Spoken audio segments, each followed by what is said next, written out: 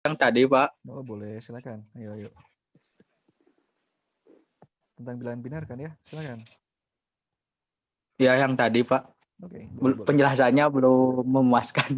Oh, penjelasan yang mana nih? Saya bahkan lupa pertanyaannya apa. Kenapa kita pakai 2 pangkat? Iya, yang itu, Pak. Oke, jadi gini ya. Kenapa kita pakai 2 pangkat? Karena yang pertama, bilangan biner itu adalah sistem bilangan basis 2.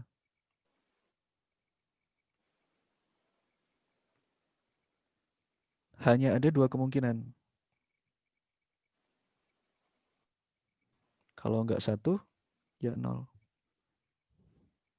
Itulah kenapa kita pakai 2 pangkat.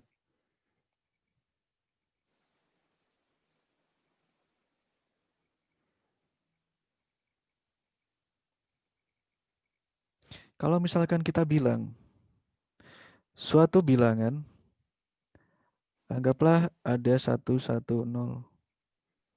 Ada berapa yang mungkin dari 3 digit ini? Ada 3 digit bilangan biner. Ada 3 digit bilangan biner. Misalkan saya kasih 3 digit bilangan biner ya. Ada berapa kemungkinan? Kemungkinannya itu ada 2 Dua, Pak. pangkat. Sebenarnya ada 8 kemungkinan. 2 pangkat 3. Apa aja kemungkinannya? Ya mulai dari 0, 0, 0, 0, 0, 1, 0, 1, 0. Ini siapa yang tiba-tiba nyala nih videonya nih? 0, 1, 0, 0, 1, 1, 1, 0, 0, 1, 0, 1, 1, 1, 0, 1, 1, 1. Tua gapat manam jupan. Itu 8 kemungkinan. Untuk bilangan biner kita pakai 2 pangkat n untuk 3 digit. Ini digit pertama mewakili 2 pangkat 0, digit kedua mewakili 2 pangkat 1, digit ketiga mewakili digit 2 pangkat 2. Angkanya berapa aja ya? Sebenarnya sama ini. Kalau didesimalkan ini 1, ini 2, ini 3, ini 4. Bukan, salah. Mulai dari 0. Selalu mulai dari 0. Kalau misalkan dibilangan desimalkan, ini 0, ini 1, ini 2, ini 3, ini 4, ini 5, ini 6, dan nilai maksimalnya adalah 7. Hal yang sama, dari sini udah oke ya, udah paham ya? Paham. Karena hal yang sama juga kita implementasikan untuk bilangan basis 10 gitu. Bilangan desimal, ini yang tadi saya bahas di awal. Basis 10, ada 10 kemungkinan untuk 1 digit. Misalkan saya kasih ada 3 digit. Ada berapa angka yang mungkin? Ada 1000 angka. Asalnya dari mana? Dari 10 pangkat 3. Angka yang mungkin 0 sampai 999. Digit pertama yang paling kanan untuk 10 pangkat 0, digit kedua untuk 10 pangkat 1, digit ketiga untuk 10 pangkat 2. Nilai yang mungkin maksimalnya ya karena angka yang mungkin ada 0 sampai 9 ya semuanya maksimalnya 999 dengan nilai terendahnya 000 seperti itu. Nah, ini juga ya ini saya analogikan dari yang sudah kita lakukan untuk bilangan biner tadi. Sebenarnya konsepnya sama. Tergantung dari basis bilangannya berapa, kita pakai pangkatnya berapa. Seperti itu ya. Karena itu tadi kita pakai 2 pangkat. Karena bilangannya bilangan biner basis 2. Kalau bilangan desimal basisnya 10, ya pangkatnya 10 gitu. 10 pangkat berapa? Untuk 3 digit, ya 10 pangkat 3. 10 pangkat 3 kemungkinan. Mulai dari 0 sampai 999.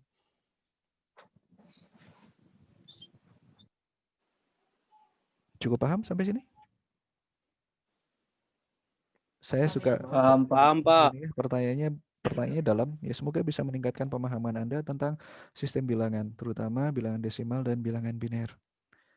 Oke, nice. Ada pertanyaan lagi yang lain?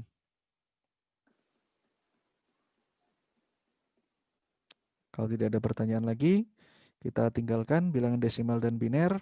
Semoga kalian paham. Biasanya itu saya keluarkan di UTS. Mungkin buat nilai tambahan biasanya karena gampang-gampang susah ya. Oke, baik. Mari kita lanjutkan pembahasan kita tentang komputer. Bentar.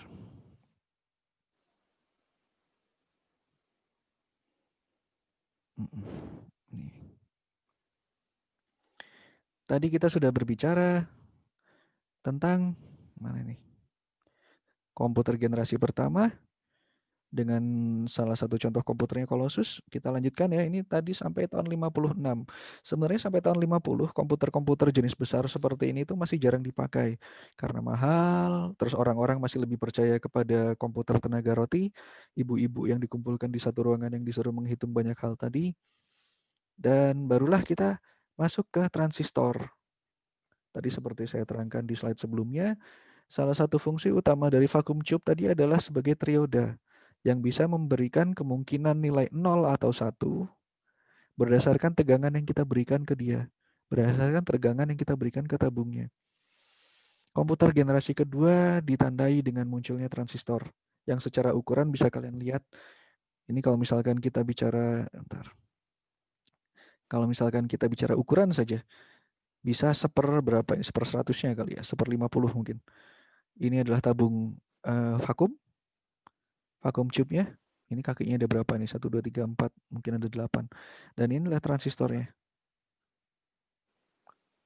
Transistor sendiri ada 2 jenis, NPN dan PNP. Nanti saya terangkan lebih lanjut di kuliah bahan elektrik mungkin sekitar 1 tahun lagi. Nah tapi dia sifatnya, transistor itu dia lebih handal daripada vacuum tube, daripada tabung vakum. Yang pertama, dia tidak memancarkan panas, jadi dia lebih tahan banting. Dan ruangannya nggak, meskipun masih butuh AC, tapi nggak perlu AC sebanyak komputer yang ada vacuum tube-nya. Berukurannya lebih kecil nih, untuk menghasilkan perhitungan yang sama seperti Colossus tadi, ya bisa membutuhkan ruangan 1/5 atau 1/10-nya. Lebih cepat juga, dan karena dia komponennya lebih kecil, konsumsi listriknya juga lebih rendah. Akan tetapi kalau kita bandingkan dengan komputer yang kita pakai sekarang, komputer generasi 2 ini masih besar ukurannya. Komputernya itu yang ini, yang di belakang, rak di belakang ini satu komputer. Ini adalah keyboardnya untuk memasukkan pesan ke dalam komputernya, tidak ada layar. Jadi kalian berkomunikasi menggunakan punch card seperti ini. Kartu yang dibolongi, kalau bolong artinya 1, kalau tidak bolong artinya 0. Itu memasukkan program ke dalam komputer menggunakan punch card seperti ini. Kemudian untuk menyimpan informasi, ya ini saya record Ridwan, nanti bisa dilihat di YouTube. Untuk menyimpan informasi, ini masih menggunakan pita magnet. Ini yang sama yang kita gunakan untuk dengerin kaset tadi. Ini sama, data yang disimpan dari komputer disimpan menggunakan pita magnet. Jadi pita magnet itu merupakan salah satu media penyimpanan yang umum pada komputer tahun 56-63. Satu lemari seperti ini ya. Dan jangan lupa yang namanya pita magnet itu sangat rentan terhadap lembab, terhadap suhu. Kalau berjamur, kalau misalkan dia panas, kalau misalkan kelipat, ya hilang itu programnya. Nangis juga itu. Zaman dulu nggak ada kita USB drive. Ini bahkan kalau dibilang USB drive juga bukan. Satu bundle ini, berlembar-lembar punch card ini bisa jadi satu program untuk menghitung sesuatu. Yang kalau misalkan ada lubang yang salah, satu aja, hitungannya bisa salah juga. Sebenarnya ini ada satu hal yang menarik ya. Kalian pernah dengar istilah computer bug nggak? Atau debugging? Bug atau debugging. Ada yang tahu? Bug pada program. Ada yang tahu artinya bug pada program? Itu nge-lag, Pak. Beda. Bug itu artinya adalah kesalahan pada program, bukan karena error programnya, tapi karena kita salah program. Debugging adalah suatu tindakan untuk kita mencari penyebab apa yang membuat programnya tidak bisa berjalan atau menyebabkan error. Dalam bahasa Inggris, bug itu artinya apa? Serangga, benar sekali. Dan kenapa namanya error pada program disebut bug? Itu karena apa? Ada yang tahu? Ada yang tahu? Karena menghiung, Pak. Serangga. Karena nyebalkan kayak serangga. Kenapa? Karena Sangat zaman mengganggu. mengganggu, iya benar. Tapi karena zaman dulu salah satu error yang sering ditemui pada program itu karena ada serangga nyangkut di kartu ini, yang membuat serangganya dikenali sebagai suatu titik sehingga komputernya salah paham terhadap program yang kita masukkan. Iya. Jadi yang disebut bug pada program itu karena di zaman dulu benar-benar ada bug atau serangga pada kartu punch card ini. Ini disebut punch card ya. Zaman dulu kalau kita memasukkan program ke dalam komputer itu pakai punch card. Nah, ini adalah salah satu contoh komputer generasi 2 kalau full power. Bayangkan ini satu ruangan kalian isinya satu komputer doang. Untuk ngebaca punch card di sebelah kiri. Kemudian ini keyboardnya untuk berkomunikasi dengan komputernya. Berkomunikasinya pakai tenaga pikiran juga ya, karena nggak ada monitor. Jadi kita nggak tahu apa yang kita masukin bener atau enggak, errornya di mana, mau ngetik apa. Itu semuanya pakai punch card tadi yang dimasukkan di sini. Kemudian untuk menyimpannya itu pakai ini tape drive. Kalau misalkan kita mau bikin keluaran hasil program kita, keluarannya pakai printer segede gaban. Ini orangnya segimana, printernya segimana. Bandingin sama printer kita sekarang. Ini CPU, yang disebut komputernya itu segini. Nah, CPU singkatannya apa? Ada yang tahu nggak? Central Processing Unit. Central Processing Unit, bagus. Apa bedanya PC dengan CPU?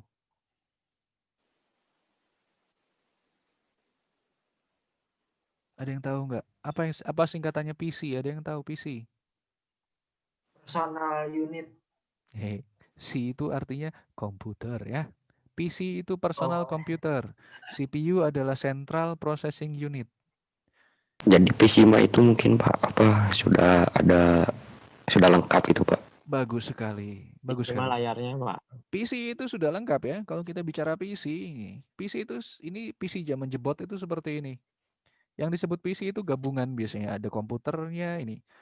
CPU atau komputer. Itu ada di dalam sini. Ada monitornya, ada keyboardnya. Satu set ini disebut PC. Ada input, ada proses, ada output. CPU itu di dalam setiap komputer pasti ada CPU-nya. Mikroprosesor, microcontroller, Intel Inside, Qualcomm, Snapdragon itu CPU, Central Processing Unit, otaknya komputer. Kalau CPU itu otaknya, kalau PC itu satu setnya. Mulai dari monitornya, ada komputernya, ada keyboardnya, kalau sekarang ada mouse-nya, ada speakernya. Nah, itu satu set PC.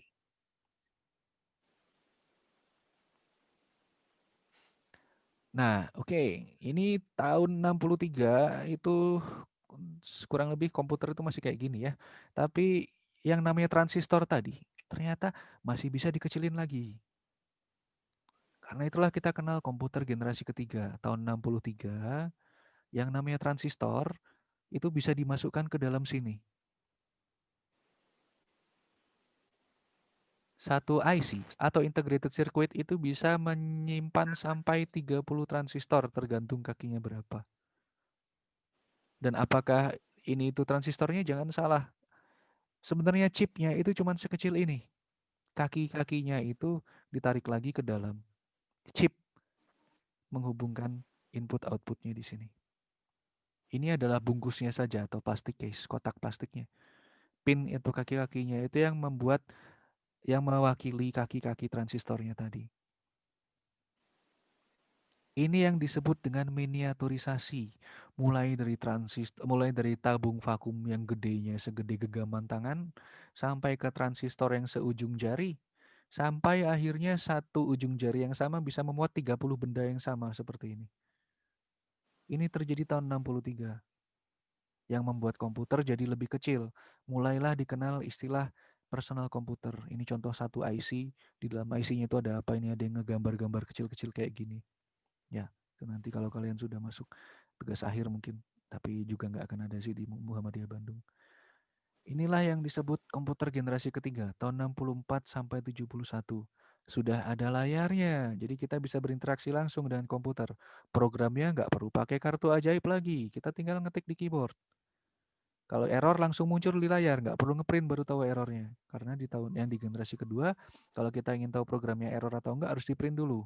Bayangin aja berapa juta lembar kertas yang kebuang gara-gara ada satu serangga nyantol di punch card tadi. Ini yang memudahkan kita untuk punya komputer sendiri atau personal komputer. Tahun 70, bentar. Tahun 86 waktu ibu saya masih kuliah di ITB, satu ITB itu masih baru punya satu ini saja, satu unit komputer pengolah data seperti ini yang disimpan di Matematika ITB. Baru pada tahun 80-an lah kita punya personal komputer di Indonesia. Nah, yang setelah itu pun kita masih semakin membuat kecil lagi transistornya. Kita sebut VLSI atau Very Large Scale Integration. Very Large Scale Integrated Circuit. Very large itu sangat besar, scale itu skalanya. Jadi dalam satu kotak seperti ini, itu bisa menyimpan 5.000 transistor. Bayangkan hanya kurang dari 10 tahun, yang tadinya seujung jari, dengan seujung jari yang sama bisa berisi 5.000 benda yang sama. Inilah keajaiban elektronika, inilah zaman kejayaan, zaman keemasan elektronika, di mana yang namanya miniaturisasi itu benar-benar menjadi penyebab atau pendorong dari kemajuan teknologi yang bisa kalian nikmati sampai sekarang. Yang tadinya satu IC bisa berisi 30 transistor, itu masih bisa diperkecil lagi. Sampai satu chip seperti ini bisa berisi 5.000 transistor. Sehingga kita kenal komputer generasi keempat, tahun 71 sampai 80. Waktu itu kita masih pakai disket buat nyimpennya, keyboardnya udah seperti ini, layarnya sudah lebih bagus, warnanya pada layarnya juga lebih mudah, lebih bagus juga. Kita sudah tidak perlu AC, kemudian lebih terjangkau, bisa dibeli oleh bapak-bapak gitu ya. Ini mulai zaman-zamannya komputer terhubung ke jaringan dan zaman lahirnya internet itu tahun segituan juga. Nah, ini agak sedikit saya ingin memperkenalkan media penyimpanan yang namanya disket. Waktu saya SMP masih pakai ini. Waktu saya SMA itu sudah pakai CD. Waktu saya kuliah itu baru pakai flash drive. Zaman dulu waktu saya masih SD SMP menyimpan informasi itu masih menggunakan disket. Coba kalian lihat angka kecil ini ya. Satu disket ini isinya 1,44 mega, 1,5 mega saja. Karena itu ada pertanyaan yang cukup menarik gitu ya. Berapa banyak disket yang dibutuhkan untuk memberikan 1 GB? Nah, ini contohnya seperti ini nih. Pada tahun 78, satu disket itu ukurnya hanya 110 kilo. 1 GB, kalau misalkan kita ingin dapat dari satu disket ditumpuk rame-rame, kurang lebih tumpukannya seperti ini. Ini satu orang nih. 9.532. Tahun 84, beda 6 tahun, ukuran disket sudah ditingkatkan 1,2 mega. Tetap saja setinggi orang, setinggi bahu orang, 1 meter lah. 1 meter hanya untuk dapat media penyimpanan 1 GB. Itu yang membuat sekarang kita udah sangat dimudahkan sebenarnya. Kemarin ada yang bilang kalau makin lama makin mahal, salah. Semakin murah yang benar, nanti saya tunjukin grafiknya. Ini masih lagi ada komputer generasi kelima yang kita pakai sampai sekarang. Kalau misalkan chip seujung jari pada tahun 80 akhir itu 3.510 transistor, yang sekarang kita pakai Core i7 yang paling canggih ya. Tadi ada yang bilang 15 jutaan ini. Diisi laptop 15 jutaan biasanya pakai Core i7, benar kan ya? Itu satu Core i7. Pak. Gimana? Sudah berapa? i9? Sekarang udah ada i9. Masya Allah ya. Iya. Begitulah. Sudah i9, i7 saja itu satu chip ini satu CPU ya. Satu mikroprosesor, Central Processing Unit itu berisi 2.600.000.000 transistor. 2.600.000.000 transistor. Yang kalau pada tahun 60 itu bisa satu ruangan sendiri. Bahkan mungkin 2 ruangan ya kalau sampai miliaran seperti itu. Ini mungkin ratusan juta lah skalanya ini. Tapi nggak sampai ratusan miliar. i7 bisa masuk ke dalam kantong kalian itu miliaran. 2.600.000.000 transistor. Dalam waktu 50 tahun kita bisa memperkecil transistor dari yang segede genggaman tangan, jadi segede jempol, jadi segede ujung jari, sampai sekarang seperti ini 2.600.000.000 transistor. Kita sudah beralih dari zaman elektronika ke dalam mikroelektronika, dan sekarang kita ada di zaman nanoelektronika. Di Indonesia kita nggak punya teknologinya. Kalau kalian ingin belajar nanoelektronika harus ke Jepang paling dekat. Karena waktu itu teman saya belajar nanoelektronika ke Jepang. Inilah yang memungkinkan sekarang kita bisa menikmati komputer generasi 5 dengan berbagai bentuk komputer, mulai dari desktop yang biasanya buat gaming. Siapa ini? PC Master Race. Siapa yang masih pakai PC buat main game? Ada juga yang pakai laptop. Ada juga. Oh, mantap lah ya, PC Master Race. Kemudian notebook itu yang kemampuan perhitungannya dikecilkan tapi bisa untuk operasi mudah dan ringan. Ada Ultrabook yang segede laptop tapi kemampuannya secanggih desktop.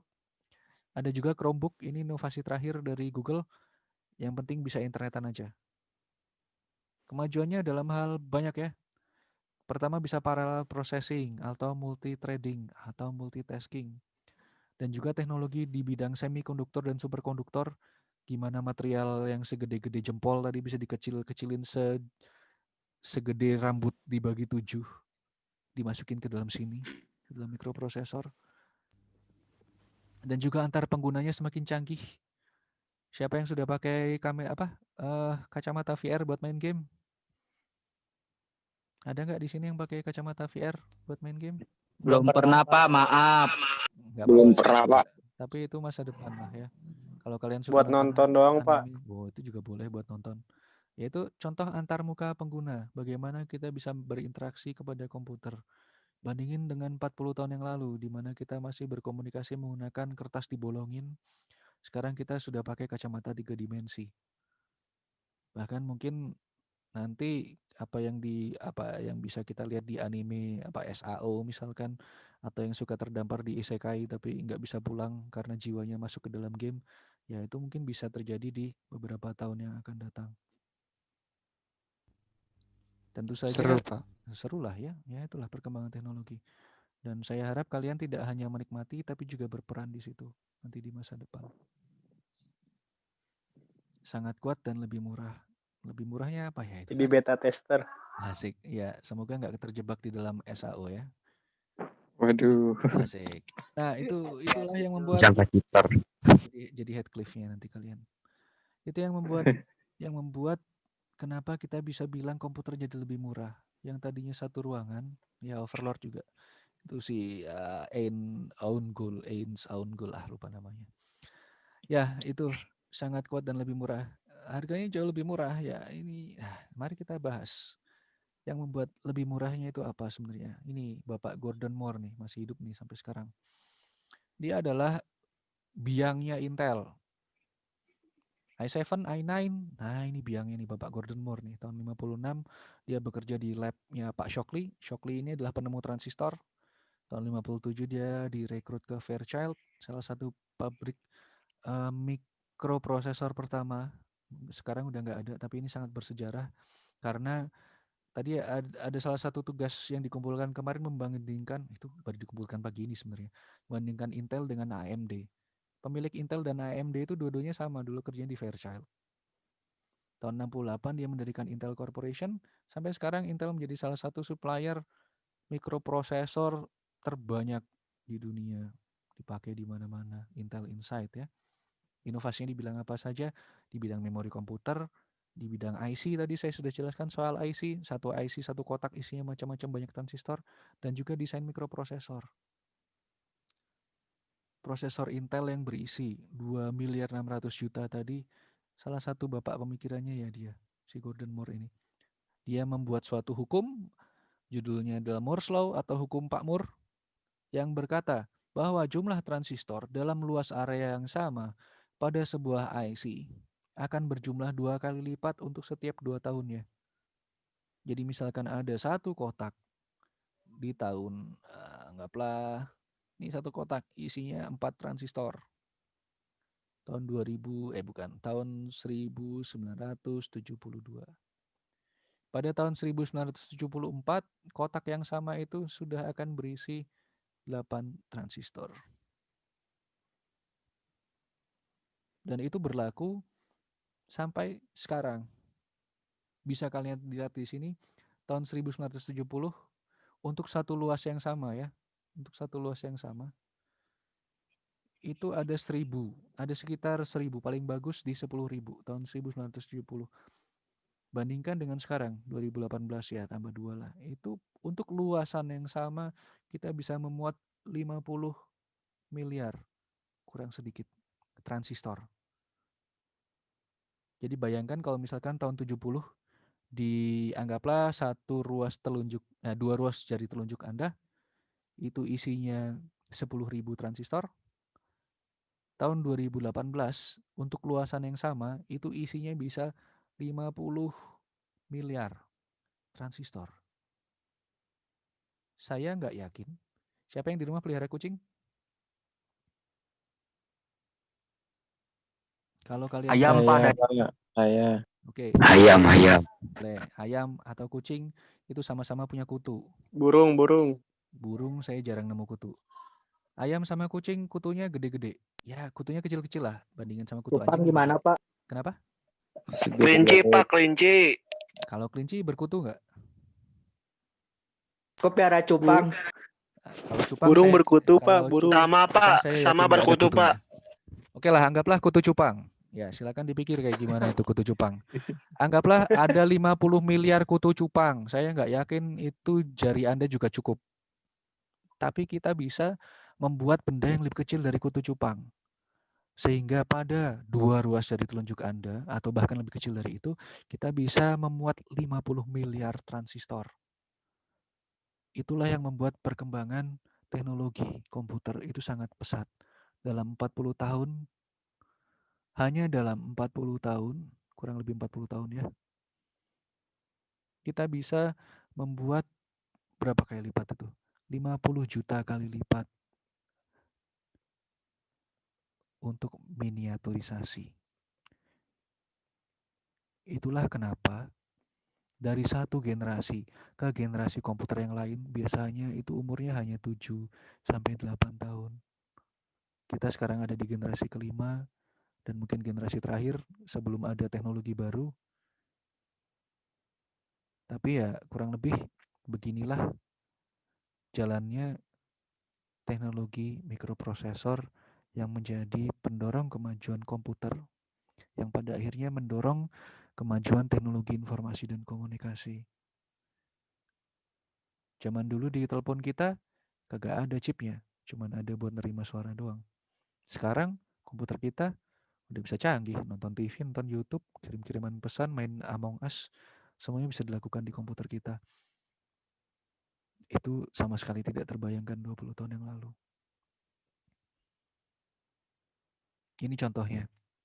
Yang di sebelah kiri, grafik ini menyatakan komputasi, jumlah komputasi 1 tambah 1 itu 1 komputasi, 5 tambah 10 itu 1 komputasi. Jumlah komputasi yang bisa dilakukan per kilowatt hour. Kilowatt hour itu ya anggaplah berapa itu? Arus listrik yang dibutuhkan. Kita bisa lihat bahwa per kWh yang sama jumlah komputasinya itu meningkat berkali-kali lipat. 1E16 itu artinya 10 pangkat 16 ya. 1E15 itu 10 pangkat 15. Berarti kita bisa lihat ini kurang lebih sama seperti hukum Moore tadi, average doubling time. Waktu yang dibutuhkan untuk untuk jumlah komputasi menjadi 2 kali lipat itu kurang lebih 1,57 tahun ya, deket-deket 2 tahun lah. Jadi dalam waktu 2 tahun untuk biaya yang sama, dalam hal ini adalah listriknya, itu bisa 2 kali lipat lebih cepat, 2 kali lipat lebih banyak.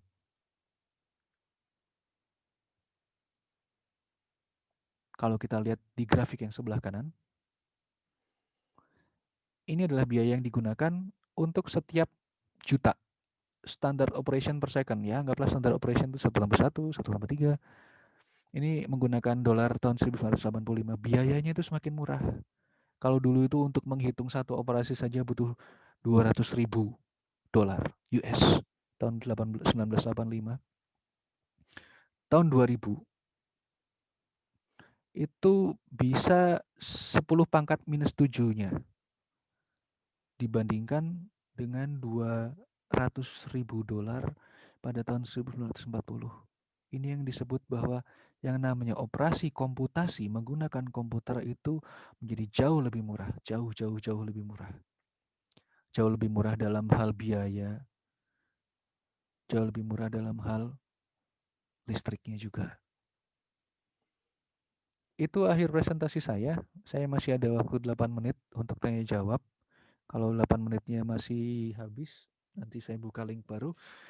Ada yang mau ditanyakan mungkin untuk hasil kuliah hari ini?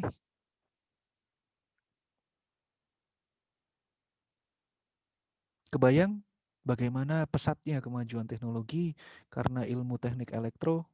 Sebenarnya yang menjadi pendorongnya ada ilmu teknik elektro tadi ya karena ada tabung vakum tadi. Kita bisa berinteraksi dengan tabung vakum ini dengan mengalirkan arus listrik ke situ. Kemajuan kemajuan elektronika ini yang mendorong adanya revolusi industri ketiga. Ada komputer. Dan sekarang kita ada di revolusi industri keempat. Ada Internet of Things. Nanti saya akan terangkan lebih lanjut tentang Internet of Things dan revolusi industri keempat pada saya lupa pertemuan keberapa. Tapi itu ada satu kuliahnya sendiri. Oke, ada yang mau ditanyakan untuk menutup kuliah hari ini? Oh, saya boleh Pak bertanya Pak. Boleh, silakan. Jadi gini kan. Suaranya kurang jelas, Pak. Itu Pak, ada anak-anak Pak, lari-lari Pak. Anak-anak lagi lari, mantap. Oke, jadi mau Ya tanya, sekarang sepi Pak. udah mendingan. Tadi itu kan Pak buat dua mobil udah. Waduh, maaf putus-putus dan berebek-berebek. Oh, jadi Gimana? jadi gini Pak. Kan di dalam PC itu udah ada 2 miliar 600 transistor. Benar, Benar kan Pak? benar. Nah, kenapa di dalam CPU-nya itu, di dalam motherboard maupun VGA masih memakai IC gitu Pak? Oh ya, Kan beda itu dong. sudah besar. Bagus. Oh, Pertanyaan yang bagus. Jadi gini, di dalam VGA card kita tidak pakai CPU. Apa istilahnya buat VGA card? Sebutannya adalah GPU, Graphic Processing CPU. Unit. Kalau CPU itu adalah untuk Intel biasanya, kalau GPU itu biasanya punya Nvidia. Dan ini sekarang harganya jadi mahal karena biasanya mereka dipakai untuk Bitcoin mining ya. Tapi ini juga canggih ya, sama transistornya juga sangat banyak. Kalau VGA kalian masih pakai IC, berarti VGA kalian masih versi cupu. Karena sekarang VGA zaman sekarang itu pasti ada GPU-nya sendiri, bahkan ada kipasnya sendiri karena dia mikirnya juga panas buat memberikan gambar 3 dimensi luar biasa di layar monitor kalian. GPU sekarang sudah pakai prosesornya sendiri. Wih, siapa itu coret-coret? GPU sekarang sudah pakai. Nah, terima kasih. GPU sekarang sudah sebanyak itu juga transistornya. Ini saya nggak ceritakan tentang GPU, tapi sebenarnya kemajuan GPU itu juga sangat pesat. Graphics card pada tahun 80-90 itu masih nempel dengan motherboard. Mulai tahun 2000-an lah baru ada GPU terpisah. Ada graphics card terpisah, masih pakai IC, kemudian kemajuannya pesat juga jadi GPU. Seperti itu. Di motherboard kenapa masih pakai IC? Karena memang IC-nya masih dibutuhkan. Dan IC-nya belum tentu semuanya isinya transistor. Mungkin ada dioda, mungkin ada amplifier.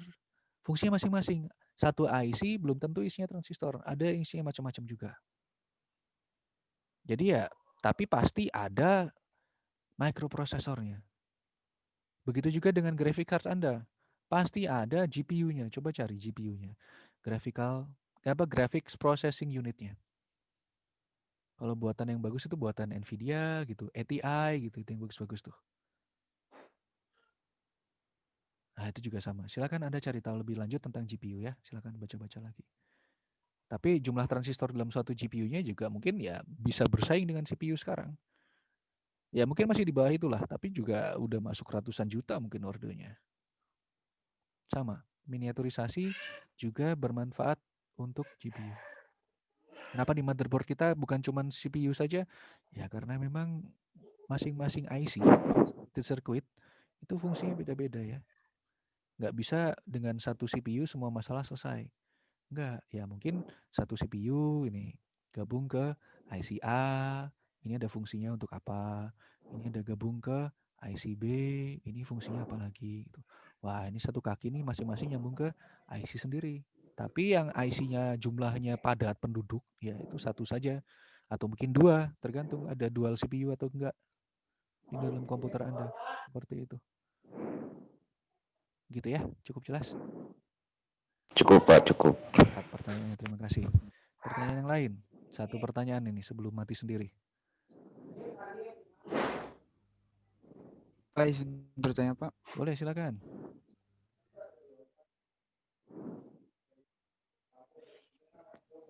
Hubungan lahirnya tahu sama perkembangan komputer apa Pak? Hubungan Komputer tuh dari tahun ke tahun semakin sederhana tuh Pak, semakin canggih sih. Sederhana sih enggak, semakin rumit lebih tepatnya. Nah, terus tiba-tiba lahir. Berisik. Siapa itu yang berisik? Nah, jadi gini ya. Ini tadi. Zaman dulu yang namanya perhitungan semuanya masih dilakukan secara manual. Kenapa kita butuh alat? Kenapa kita butuh otomatisasi yang mempercepat perhitungan dan meningkatkan akurasi dalam perhitungannya? Karena ada perang. Dengan perang itu kita butuh memproses informasi dengan cepat untuk memecahkan kode. Disitulah akhirnya ada komputer. Ini komputer yang pertama. Gunanya apa? Untuk memecahkan kode musuh agar kita tahu komunikasi rahasia yang dilakukan oleh musuh, agar kita tahu strategi mereka. Maaf, tolong di mute. Oke, bentar, saya mute dulu ya. Mungkin sedang dimarahi Pak. Aduh, semoga cepat selesai dimarahinya. Jadi itulah ya, kenapa ada komputer. Karena ada kebutuhan. Ada kebutuhan untuk perang waktu itu. Kalau udah zamannya perang, pasti kita langsung canggih-canggihan deh. Canggih-canggihan senjata, canggih-canggihan orang, canggih-canggihan alat. Komputer ini termasuk salah satu alat yang dibuat untuk memenangkan perang. Pemicu kebutuhan utama adalah perang. Biasanya seperti itu. Kalau misalkan kalian tahu, roket yang digunakan pertama kali ke bulan itu juga hasil perang sebenarnya. Kecuali pada zaman perang ya roketnya dipakai untuk ngebom kota tetangga gitulah ya. Tapi setelah dunia damai ya roketnya dipakai untuk pergi ke bulan. Ya sama seperti bom atom. Bom atom itu adanya buat apa? Ngancurin Jepang. Tapi setelah perangnya selesai, kita pakai nuklirnya untuk pembangkit listrik tenaga nuklir yang murah. Nah, jadi waktu itu komputer pertama adanya ya karena ada perang. Karena ada perang, kita bangun komputer, kita buat tabung tadi, tabung vakum yang bisa menjadi ini saklar elektronik yang kemudian seiring dengan berjalannya waktu bisa kita perkecil ukurannya jadi transistor. Dan semakin banyak kebutuhan manusia ya kita pakai buat macam-macam. Semakin kecil lagi jadi IC, semakin kecil lagi jadi VLSI, semakin kecil lagi jadi ULSI. Ya itulah. Karena semakin banyak kebutuhan, akhirnya transistornya jadi semakin kecil, komputernya jadi semakin canggih. Jadi kurang lebih begitu. Cukup jelas? Baik, terima kasih Pak. Terima kasih, pertanyaannya bagus sekali. Ada Cuman pertanyaan? sebenarnya pertanyaan belum. Pertanyaannya belum apa Tadi ya? pertanyaan sebenarnya belum selesai Pak. Cuman tadi karena tadi berisik jadi gak apa-apa lah Pak. Jangan gitulah. Ini saya stop dulu. Nanti saya buka satu sesi lagi ya. Tolong tunggu linknya di sebelah. Baik Pak. Thank you.